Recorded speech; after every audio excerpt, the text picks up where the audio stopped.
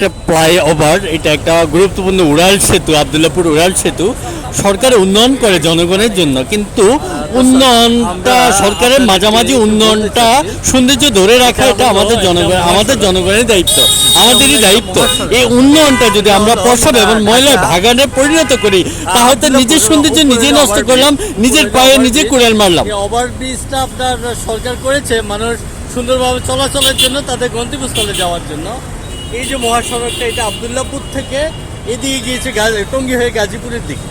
এই যে আপনার সরকার লক্ষ লক্ষ টাকা ব্যয় করে, কোটি কোটি টাকা ব্যয় করে এই মহাসড়কটা করা হলো, উড়াল সেতুটা করা হলো মানুষের তাড়াতাড়ি তাদের গন্তব্যস্থলে যাওয়ার জন্য এবং গন্তব্যস্থলে পৌঁছানোর জন্য।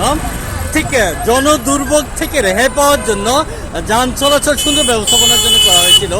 ঠিক একটা দেশের উন্নয়ন করা যতটুকু, কিন্তু উন্নয়ন ধরে রাখাটাও কিন্তু অনেক কষ্টকর।